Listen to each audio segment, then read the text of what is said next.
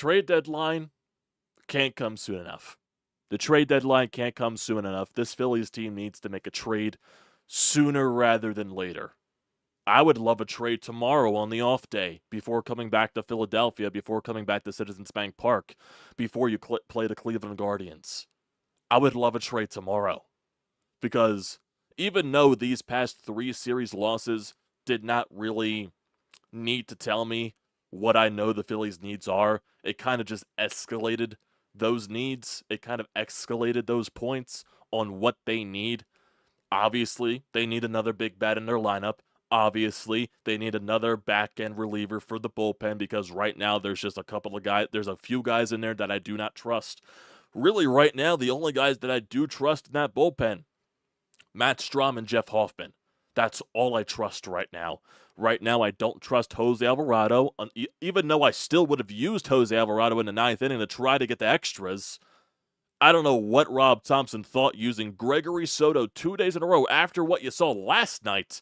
Yeah, that's the guy that I want in the 9th inning to try to force extras. Exactly, that's the guy I want.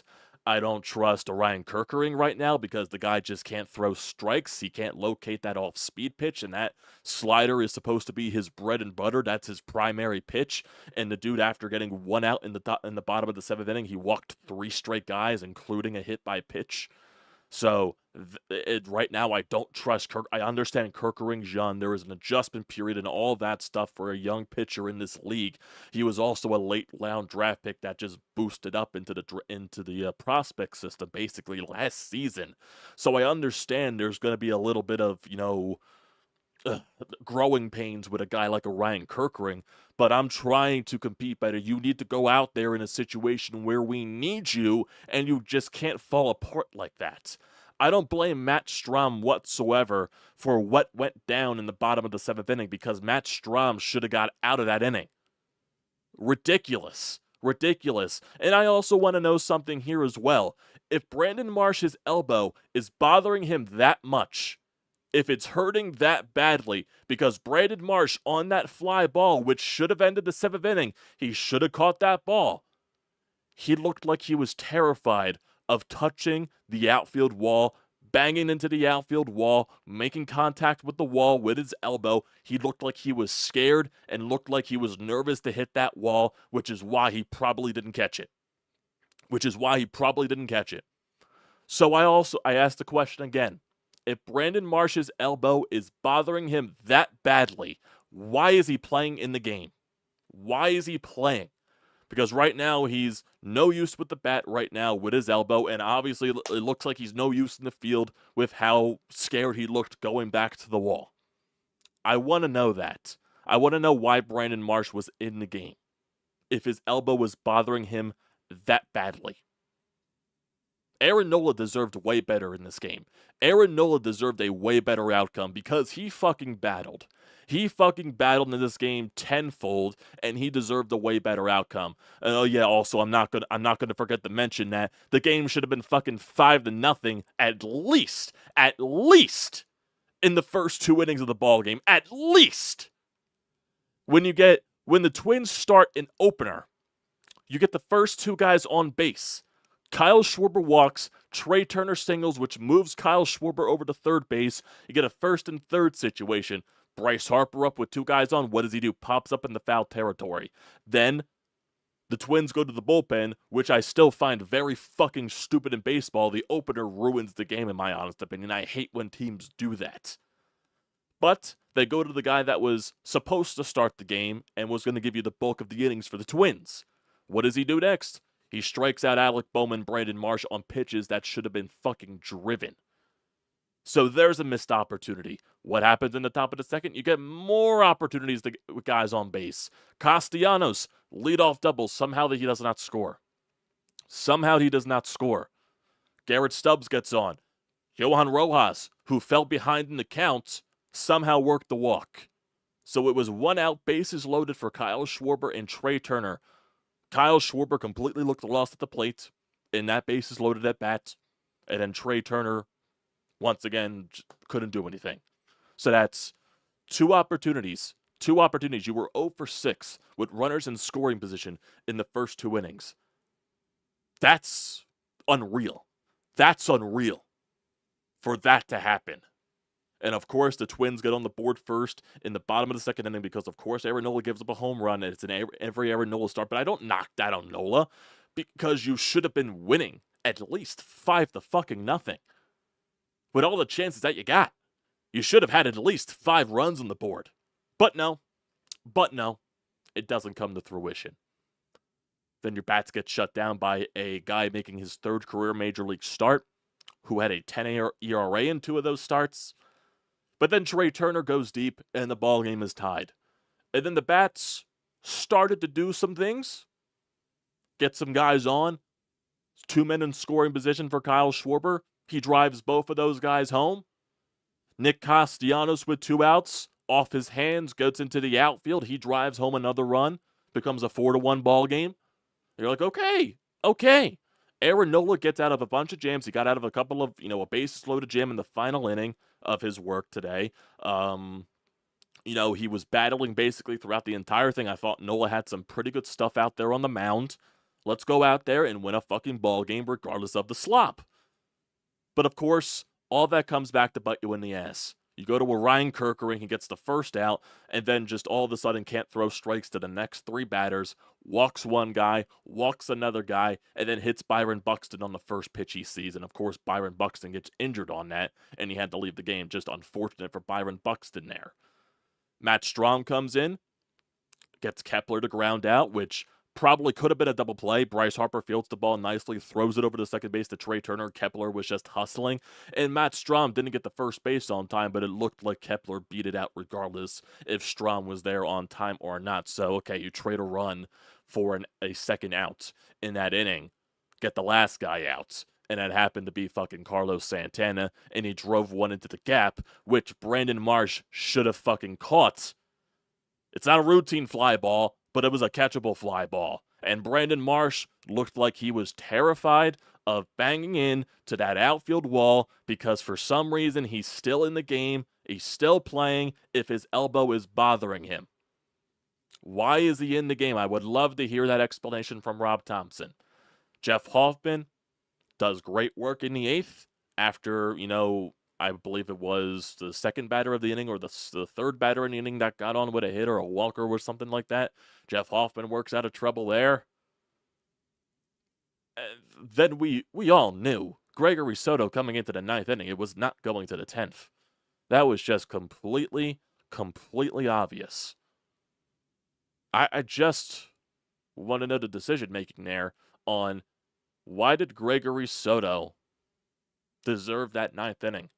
After what we saw last night in the bottom of the 8th, when he barely did not deserve to squeak by that inning, but he squeaked by it without allowing a run. What made you think that he was going to get out of this 9th inning unscarred? I just don't understand it. Do you just not trust that man? Like, do you seriously just not want to use Jose Alvarado in close situations right now that much? Gregory Soto does not deserve to pitch in that many high-leverage situations because they're going to come back to bite you in the ass. It's just unbelievable. Unbelievable. And no, I am not panicking by any means. I am frustrated with the product of play that this team is providing us for the past 3 series. Going back to the Oakland series. And like I said, no, the stretch of 3 series does not already tell me what the Phillies needed. I already knew what the Phillies needed before these 3 series even happened. We all knew what this Phillies team needed before this 3 series even happened. It probably just escalated it. It probably just escalated it even more, and they need that much more help. They need another bat in their lineup. They need another back-end reliever. They probably need another depth starter. Hell, get another guy for the bench. They need some help. And that's granted, yes, when you're one of the better teams in baseball, even better teams in baseball need help. They need outfield help. They need production from their outfield. They're not getting that right now, besides right now Nick Castellanos. And if Nick Castellanos is your best producer from the outfield, boy, do you have problems. Boy, do you have problems with your outfield, because right now this outfield production just isn't cutting it. Just isn't cutting it. You need help. Whether that's going out there and getting a Randy Arozarena, whether that's going out there paying for Luis Robert, whether that's going out there and getting a Brent Rooker, you got to get some help. You got to get a big bat for that outfield. I'd willingly sacrifice the fence if that means getting Brent Rooker. I would love to get a Randy Arozarena because I know he has a great playoff pedigree. Luis Robert, former #1 overall prospect in Major League Baseball, has all the potential in the world. Yes, there's a lot of risk with the injuries right there, but at this point, are you willing to take the risk for more production from your outfield at this point? Like, we can't just sit here and say no. Can't just say no at this point. And I do have some interesting details on possible Phillies trades that can happen, or quote-unquote offers that they do have on the table. So I'll get to that in a little bit, but holy shit, this game was fucking frustrating. Another frustrating series, a game that you should have won, a series that you should have won, and you just let it fall apart right on you, because right now, besides, I would say, Aaron Nola and Christopher Sanchez and Zack Wheeler, a lot of the things on this team aren't clicking at the same time. And that is, I would say, did it freaking thing freeze on me right now? Wait, boys, I'm trying to see if this thing didn't freeze on me. I think OBS froze on me, if I'm not mistaken. It doesn't look like it just looks like on my screen right now something is doing weird things here. So I could see it on the YouTube screen that it's still going. So I guess I just got to wait and see what happens here with OBS.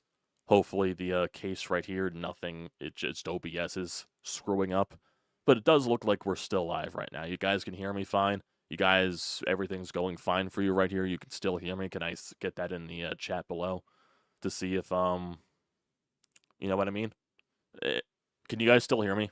I'm sorry. It's my OBS for some reason is freaking out right now. You know what I mean? Can you guys still hear me? I'm sorry that I keep asking that, but I just want to make sure. I don't want to accidentally click anything and my entire thing freezes. I don't know why it's doing this right now.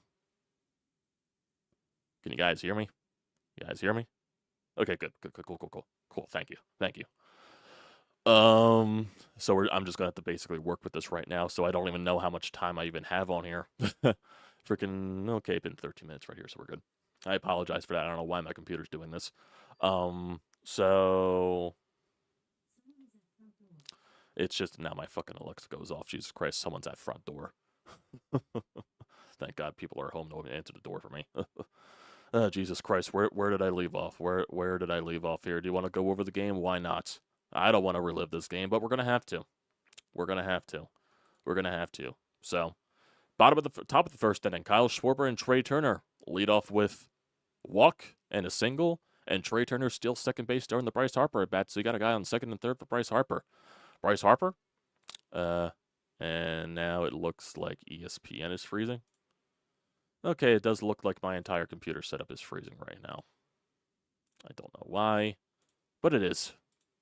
I guess I gotta do this on my phone. I don't know why my computer's doing this right now. I apologize for this, boys. I don't know why my computer is doing this.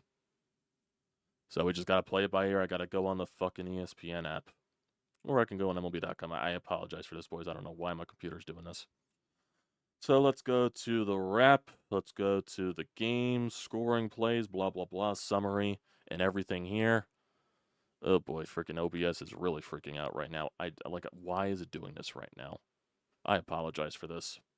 So, it looks so top of the first inning, so let's go to all plays right here.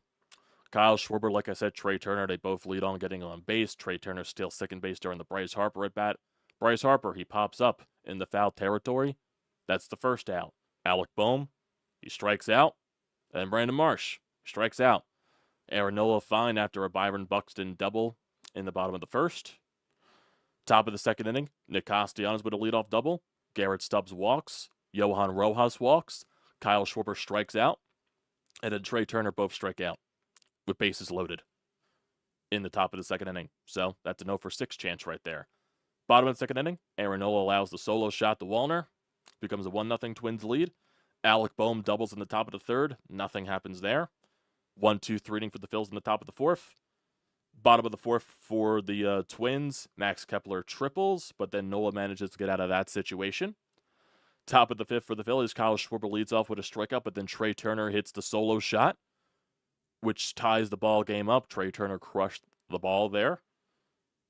Alec Boehm then doubles with 2 outs, but Brandon Marsh cannot do anything as he strikes out. So there's another chance, but runners in scoring position failed. Bottom of the 5th for Aaron Nola. After a couple of singles in a row, he gets a double play to end off the inning. Top of the 6th for the Phillies, Nick Castellanos singles. Garrett Stubbs singles. Got 2 runners on. For Johan Rojas, he gets a sacrifice bunt. Moves Stubbs and Schwarber to second and third. And then Kyle Schwarber finally comes up. He finally gets a hit after like an 0 for 20 slump. Gets a single up the middle. Drives in 2 runs. It's 3-1 Phillies. Bottom of the 6th for Aaron Nola. After he gets the first 2 outs, he kind of allows a couple of base runners. Carlos Santana doubles. Wallner walks. Jeffers walks. And then manages to get Brooks Lee to strike out on some high cheese. For the final out of the 6th, that'll be Aaron Nola's last inning of the day. Top of the 7th for the Phillies. Alec Boehm walks. Brandon Marsh grounds into a force out, so that's 2 outs in the inning there because Bryce Harper got struck out in the earlier at bat. Brandon Marsh then stole second base, and then Nick Castellanos hit a single that just barely squeaked by the infield. Becomes a 4-1 Phillies lead there. Bottom of the 7th. In comes Orion Kerkering. He gets Julian the strikeout. Then walks Willie Castro on, 6, 7 pitches there.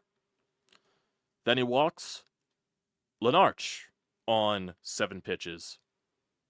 Just Kerkering can't find the strike zone. And then hits Byron Buxton on the first pitch he sees. And then Kepler grounds into the force out, which could have been a double play, but Strom didn't get there on time, and Max Kepler just beat it out.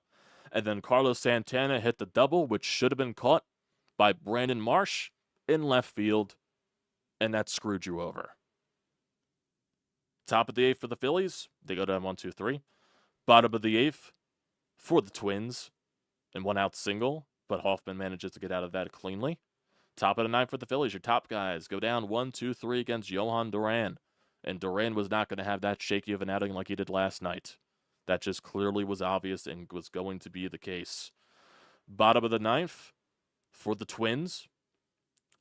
Lenarch gets hit by a pitch, then a wild pitch, and then Martin sacrifices bunts for the first out, and then Kepler just chops it in the infield, just in between Stott and Turner, and the ball game is over. Fantastic stuff, huh, boys? Looking at the box score for the Phils. Kyle Schwarber, he goes 1 for 4 with 2 RBIs with 3 strikeouts. Trey Turner, 2 for 5. Bryce Harper, not good today, 0 for 5 with 2 strikeouts. Alec Boehm, he had 2 doubles today. He went 2 for 3, but he failed with runners in scoring position in the first inning. Brandon Marsh should not be playing if his elbow was bothering that much. He went 0 for 4 with 2 strikeouts. Nick Castellanos, best player of the day, 3 for 4 with an RBI. Bryson Stott 0 for 4 with 2 strikeouts. Stubbs 1 for 3 with a walk. And then Johan Rojas went 0 for 2 with a sacrifice and a walk. Phillies in total with runners in scoring position, they went 2 for 11, and they left 8 runners on base. Aaron Nola's stat line for the day, he deserved a much better fate. 6 innings, 6 hits, 1 earned run, 3 walks, 6 strikeouts, and his ERA is now at 3.44. Kerkering gets charged with not charged with the loss, that's actually for Gregory Soto, but Kerkering allows the 3 earned runs in that 7th inning. He walks 2, hits a guy with a pitch. Matt Strom gets the final 2 outs, but, all those runs are charged to Kerkering because of fucking Brandon Marsh. Jeff Hoffman allows a hit, but strikes out 2 in the 8th inning, and then Gregory Soto blows it in the 9th. Unbelievable, boys. Where were the Twins today with runners in scoring position? They were 2 for 10. They were 2 for 10, but they got the hits late. You were 2 for 11. They were 2 for 10. It's unreal, boys. Unreal. Yeah. Just unreal, boys. Unreal. Now you have a day off tomorrow, and this weekend will be the Cleveland Guardians, followed by the New York Yankees, then followed by a West Coast road trip after the trade deadline. Cleveland, Yankees at home, then Seattle, who just lost J.P. Crawford, and their offense is completely just terrible. Dodgers, still dealing with injuries. Diamondbacks, and then the rest of the schedule. So we'll see. Trade deadline is next week. Oh, wow. Looks like fucking, OBS just completely fixed itself right here. Can I actually click on things now? Yes, I can. Oh boy, we actually fixed everything here.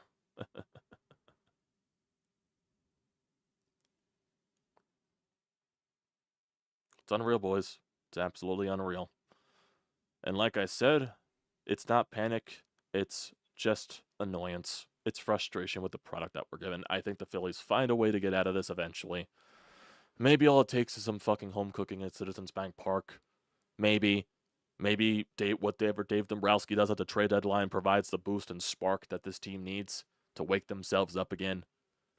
The only saving grace at this point is that the Braves are utterly collapsing because of their injuries. They lost again to the Cincinnati Reds in the first game of the doubleheader, and we'll see what happens tonight in the second game. But they do have Chris Sale on the mound, so they'll probably win that game. They lost 9-4 today. They lost the other night as well, so your lead is still 9.5 games for what it's worth. So that's your only saving grace at this point, is that you're struggling and the Braves are struggling at the same time, but you're also missing opportunities to just completely hammer away the Braves. But still, a 9.5 lead is a 9.5 game lead. So I'm trying to look for anything here, boys. Right now, there is really not much. Really, the only positive thing to talk about is Nick Castellanos, because Nick Castellanos has been your best offensive producer lately. So that's your issue. That's your problem. Offense right now is in a bad slump. Your bullpen, a lot of guys that you can't trust right now. Like I said, the only guys that you can trust are Jeff Hoffman and Matt Strahm. You need bullpen help. You need another bat for your lineup. And you need maybe another depth starter. But I still think starting rotation is probably right now the least of your concerns. It would still help, though. Bench bats. Need a lot of things. Need a lot of things. And like I said, I'll get to the rumor that I have right here from Inside Stuff here on the Phils. So it's annoying. It's annoying. But it's just like there was something yesterday when I was editing for Brodes, and Brodes brought up an interesting point from one of the callers, because one of the callers said this lineup is too good to be struggling this badly, and then of course brought up the the past, the NLCS and all that stuff. Like, why does the offense go this cold as it does on certain parts of the season? And Brodes brought up an interesting point. What if that's just baseball today? Because obviously we don't watch other teams as consistently as the Phillies. We don't pay attention to the Dodgers as much on July 24th. We don't pay as much attention to the Milwaukee Brewers on July 24th. We don't pay attention to some of these other teams, the Yankees, the Guardians, and all this stuff. We don't pay attention to some other these top teams, and when they go through struggles, the Yankees are going through struggles right now. The Dodgers, their offense is going through struggles right now as well with the injuries to their pitching staff, and also the injury to Mookie Betts. So they're in a funk. Well, the Yankees are more in a funk than the Dodgers are. The Guardians, they haven't been playing as well as they have been for the past month. What if this is just baseball? And like I'm saying, I'm not trying to make this sound good by any means whatsoever. This is also part of Bro's point. Like, obviously, like, this is not acceptable what the Phillies are doing right now. What if this is just a part of baseball now? That you're eventually going to hit this very low. And it's eventually going to happen at some point. And this is what the Phillies are experiencing. It's what the Yankees are experiencing. It's what the Dodgers have experienced for a little bit at some points this season. The Dodgers, a lot of Dodgers fans are Dodgers fans happy right now? No. Are Yankees fans happy right now? No. I'm sure Guardians fans aren't happy right now. A lot of these top teams are going through struggles. And like I said, I'm not trying to shed light on anything here. I'm not trying to find a positive spin in this, because it's not acceptable what the Phillies are doing right now. But maybe it makes sense. Like, I'm trying to find ways to make sense out of all of it. That's what I'm trying to see. Because offense as a whole in Major League Baseball is completely down. Completely down this year. I believe the team with the highest batting average is like around 260 something. And the Phillies batting average, I believe it's like 5th or 4th. So the Phillies, quote unquote, are one of the top offensive teams in baseball, contrary to some fans' belief. So if I go on ESPN here and go to team batting stats for 2024, batting average, the Phillies are 3rd. The Phillies are third in terms of team batting average. They're batting 257 as a team, I think. Yeah, I read that right, yes. The next two best teams above them, the San Diego Padres, who are batting 260, and what is going on here? What is going on here? Why is my Norton completely just screwing up right here? I apologize for that, boys. I don't know why. It just completely fucked me over right there. My computer is acting all sorts of weird right now. San Diego Padres batting 260. They're the second team in baseball in terms of batting average. And the Houston Astros, they're a whopping 261 team batting average. First place in the league. Teams that are behind the Phillies, the Boston Red Sox had a 256, the Dodgers at a 254, the Brewers at a 254, the Orioles at a 253, the Twins at a 252, Diamondbacks at a 252, Royals at a 249, Mets at 249, Yankees at 247. What else? Home runs. Phillies are sixth in the league with home runs and at 123. Hits for the Phillies. They're fourth in terms of hits. RBIs. They're the fifth best team in terms of RBIs and producing runs. They walk the fifth most. You know what I mean? On base percentage, the Phillies are fourth in on base percentage at a 329. They are sixth in slugging percentage at 421, and they're fifth in OPS at a 749. So they're up there offensively. They're going through a major rut right now offensively, but this also just shows to go you how, I guess you could say, down offense is throughout Major League Baseball. That 261 is the highest team batting average. That is just ridiculous on how down, and I guess that also show you how dominant pitching has been the past couple of seasons. Like, let's compare it to last year. Like, what was the highest batting average last year team wise? It was 260. It was 276 by the Braves, and then the second best team was the Texas Rangers at 263. OPS obviously was the Braves. Slugging was obviously the Braves. On base percentage was the Braves. The Braves were just the best offensive team in baseball last year. On base percentage, second team was the Dodgers. Third team was the Rangers. OPS, Dodgers, Rangers, Phillies at 6. So, and in 2022, why is Norton doing this? What is going on here? What is going on here? What is going on here? I apologize for this, boys. My computer is acting weird on ESPN right now. My Norton security thing is just going completely bonkers. What am I on, 2022 now? What was the best batting average in 2022? In 2022, the Toronto Blue Jays had a 264 team batting average and the Mets had a 259. That's just crazy. That's just crazy. You know what I mean? Absolutely bonkers. And as I refresh Twitter right now just to see if there's anything from Rob Thompson on this game.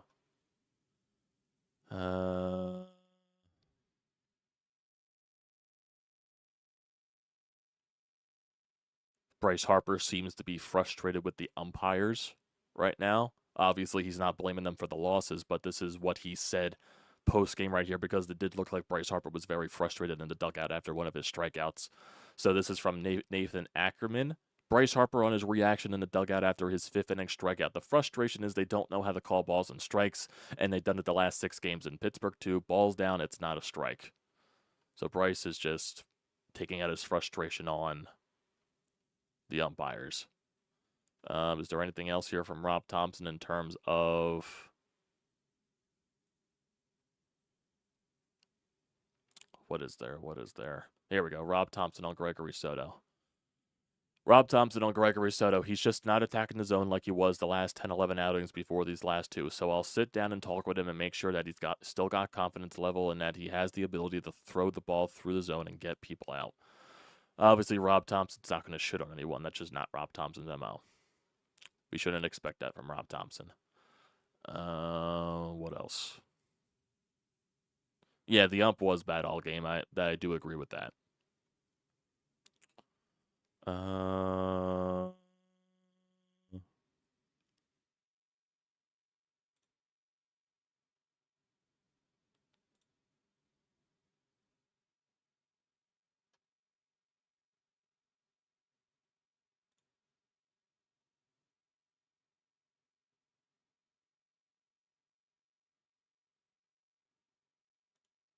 Let's try to see if there's anything else here. So it doesn't look like there's anything stated about Brandon Marsh.